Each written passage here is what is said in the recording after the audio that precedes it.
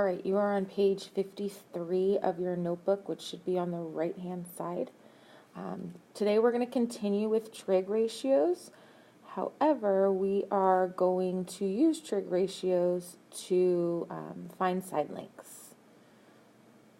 Okay, so we're actually going to solve for side lengths.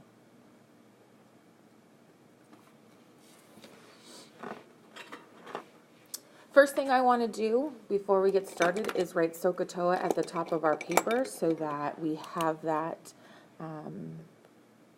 as easy access for us. We want to remember that S stands for sine, which is opposite over hypotenuse. C is cosine, which is adjacent over hypotenuse. And T is tangent, which is opposite over adjacent. Okay. So using trig ratios,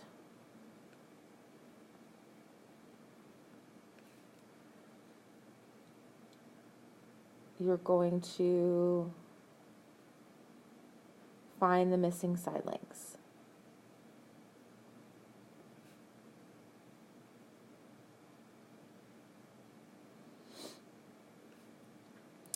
And for right now, we're going to round our answer to the nearest hundredth.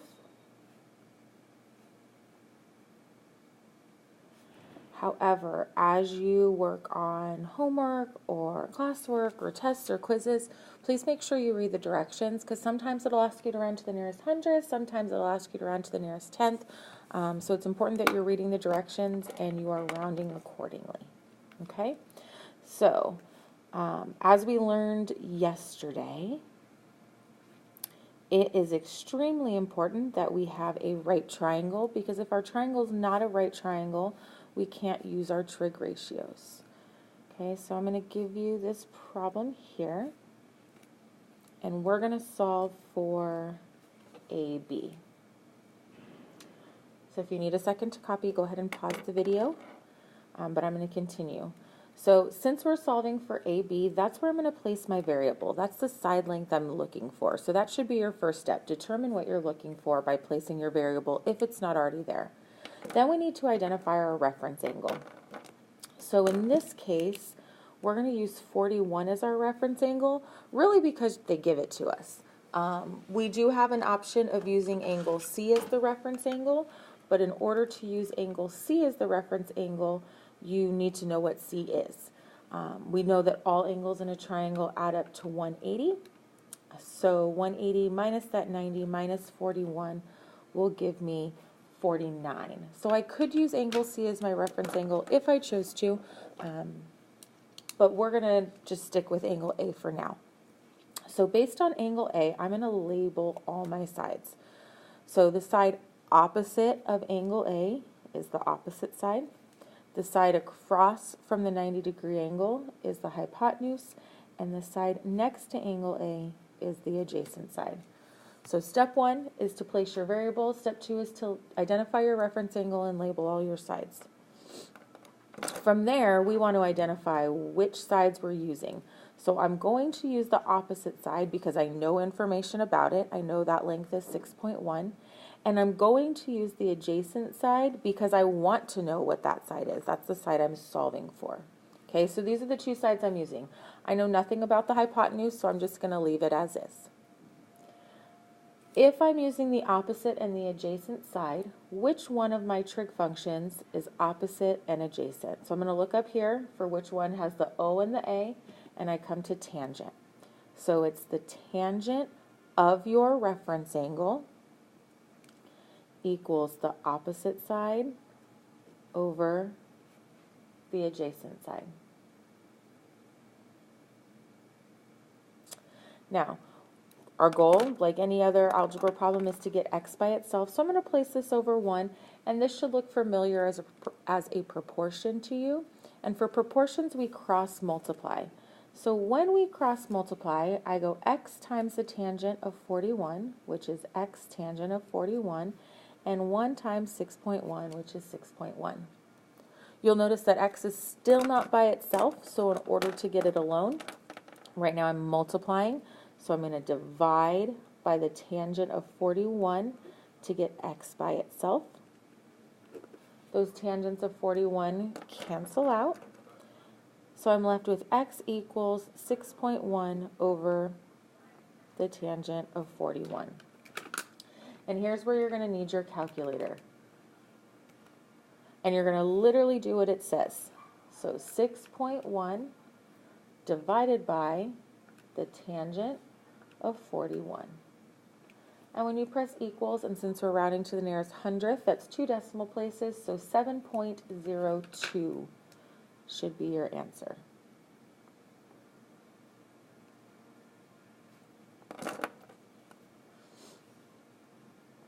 Now I want you to notice something. This is a little trick, I guess. So if we look at our initial equation and what it was when we rewrote it, and let's ignore the over 1 part, you should notice that the tangent of 41 and the x flip places. So if your variable is on the bottom of your ratio, of your fraction, you're going to flip and divide. Okay, if the variable's on the bottom, you're going to flip and divide. And I'll show you another instance where we don't flip and divide, but that's going to be important to know. All right, let's look at another problem. So we're going to solve for MP.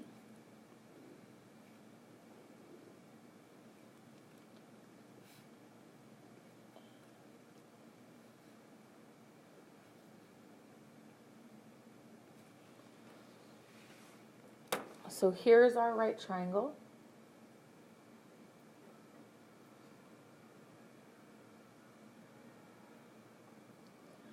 Again, we want to identify what it is we're solving for. So since we're solving for MP, that's where we're going to place our variable. I use an X, but you really could use any letter that you want.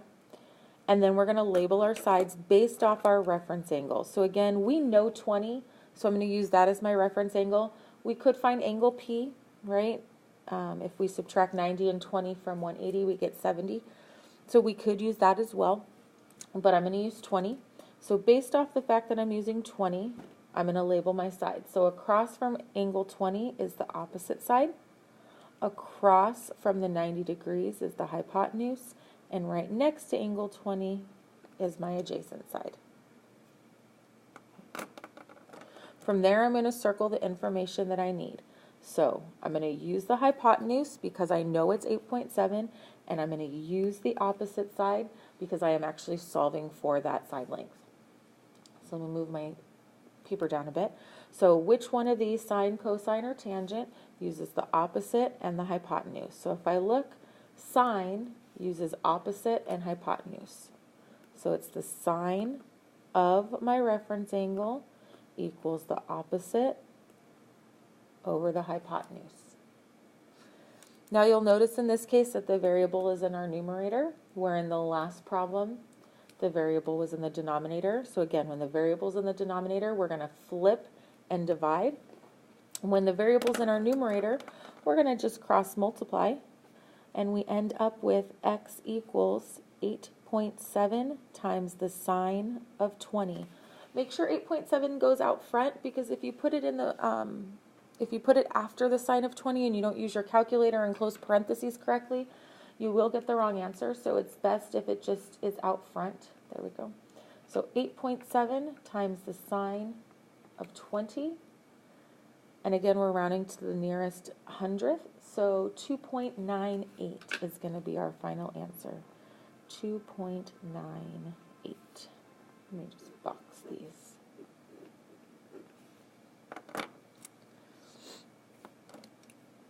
Okay. All right, let's look for YZ.